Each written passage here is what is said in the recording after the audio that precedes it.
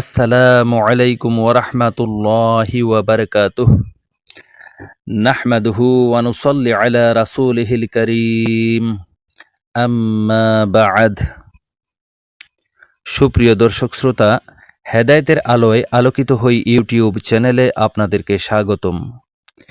আজকে একটি গুরুত্বপূর্ণ ভিডিও নিয়ে আপনাদের সামনে আল্লাহ তাআলা হাজির হওয়ার তৌফিক দান করেছেন। এজন্য আল্লাহ তাআলার দরবারে শুকরিয়া, আলহামদুলিল্লাহ। আজকে আমি ঈমান ভঙ্গের 10টি কারণ আপনাদেরকে জানাবো। তার আগে ঈমান নিয়ে প্রাসঙ্গিক কিছু আলোচনা করতে চাই। আচ্ছা বলুন তো, একজন বান্দার জীবনে সবচেয়ে বড় প্রাপ্তি কি? উত্তর হলো ঈমান। আবার সেই বান্দা যদি ঈমান হারা হয়ে যায়, তবে তার চেয়ে বড় দুর্ভাগা আর কে আছে? মণিমুক্তা, হিরে জহরত, মূল্যবান সম্পদ, টাকা পয়সা কত যত্ন করে আমরা আলগে রাখি, নিরাপত্তার কত সব আয়োজন করি, কিন্তু ঈমানের সুরক্ষায় আমরা কতটুকু সচেতন হই? সেই মূল্যবান ঈমান আছে কি নেই, নষ্ট হয়ে গেল কি না, কতটুকু খবর রাখি আমরা? অথচ ঈমানহীনতা আমাদের জন্য নিয়ে আসবে ভয়াবহ দুর্ভোগ, জ্বলতে হবে জাহান্নামের লেলিহান শিখায়। এই ভিডিওটি ঈমানের সেই অস্তিত্ব রক্ষার একটি ক্ষুদ্র প্রয়াস মাত্র। এখানে সংক্ষিপ্ত আকারে এমন 10টি বিষয় উল্লেখ করা হয়েছে যার কারণে একজন মানুষ ঈমান হারা হয়ে পড়তে পারে, অথচ সে জানেও না, হয়তো সে একেবারে বেখবর, বুঝতেও পারছে না কখন সে জাহান্নামের পথে হাঁটা ধরেছে। ঈমান ভঙ্গের কারণসমূহ হল সে সমস্ত অনিষ্টকারী কাজ যার উপর তা সংগঠিত হয়, তাকে ধ্বংস করে দেয়, তার সব নেক আমল বরবাদ করে দেয়, এমনকি সে চিরস্থায়ী জাহান্নামীদের অন্তর্ভুক্ত হয়ে যায়। এ কারণেই প্রতিটি মুসলমানের জন্য আবশ্যক ঈমান ভঙ্গকারী এ সকল বিষয়ে পূর্ণ অবগত থাকা। অন্যথায় কখন যে সে এ সকল ঈমান ভঙ্গকারী বিষয়ের ফাঁদে পড়ে যাবে তা টেরও পাবে না। যেমন আজকাল কত মানুষ দাবি করে সে মুসলিম, এবং খাতা কলমে আর আদমশুমারিতে সে মুসলিমও বটে, কিন্তু বাস্তবে সে আর মুসলিম নেই। তাই এসব বিষয় জেনে নিয়ে ঈমান রক্ষার শক্ত এক রক্ষাকবচ তৈরি করা প্রতিটি মুসলিমের জন্য অতীব জরুরি। তাহলে আর কথা নয়, শুরু করছি ঈমান ভঙ্গের কারণসমূহ নিয়ে আলোচনা। ঈমান ভঙ্গের কারণ মোট 10টি, আসলে তা 10-এরও অধিক। আমরা এখানে 10টি কারণ উল্লেখ করব, যেহেতু এগুলোর উপর সকল ইমাম ও আলিমগণ এক বাক্যে ঐক্যমত পোষণ করেছেন। 1 নম্বর, আল্লাহর সাথে শিরক করা।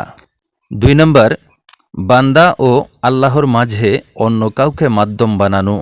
3 নম্বর, মুশরিকদের কাফের মনে না করা, তাদের কুফরির ব্যাপারে সন্দেহ কিংবা তাদের ধর্মকে সঠিক মনে করা। 4 নম্বর, রাসূল সাল্লাল্লাহু আলাইহি ওয়াসাল্লামের আনিত দিন ব্যতীত অন্য কোনো জীবন ব্যবস্থা কিংবা আইনকে উত্তম মনে করা। 5 নম্বর, দিন ইসলামের কোনো বিষয়ে বিদ্বেষ পোষণ করা। সুপ্রিয় দর্শক শ্রোতা, মাঝখানে একটি কথা বলে রাখি, চ্যানেলটি দ্বীনের খেদমতে নিবেদিত। চ্যানেলটিকে সাবস্ক্রাইব করে লাইক, কমেন্ট এবং শেয়ার করার অনুরোধ রইল। যদি ভিডিওটি শেয়ার করেন তাহলে ইনশাআল্লাহ আপনিও সওয়াবের অংশীদার হবেন, কারণ আপনার একটি শেয়ারের কারণে অন্য মুসলিম ভাই ও বোনেরা উপকৃত হতে পারে। আল্লাহর রাসূল বলেন, বাল্লিগু আন্নি ওয়ালাউ আয়া, অর্থাৎ আমার পক্ষ থেকে একটি বাণী হলেও প্রচার করো। সুপ্রিয় দর্শক শ্রোতা, আবারও ফিরে আসলাম মূল আলোচনায়। 6 নম্বর, দিনের কোনো বিষয় নিয়ে ঠাট্টা মশকরা করা। 7 নম্বর, কিছু অর্জন কিংবা বর্জনের জন্য জাদু করা, ব্ল্যাক ম্যাজিক, জাদুর উপর সন্তুষ্ট থাকা, মনে প্রাণে জাদুকে পছন্দ করা। 8 নম্বর, মুসলিমদের বিরুদ্ধে মুশরিকদের সাহায্য সহযোগিতা করা, কাউকে শরীয়তে মুহাম্মদ সাল্লাল্লাহু আলাইহি ওয়াসাল্লামের ঊর্ধ্বে বলে মনে করা। 10 নম্বর, আল্লাহর মনোনীত দিন ইসলাম থেকে মুখ ফিরিয়ে নেয়া।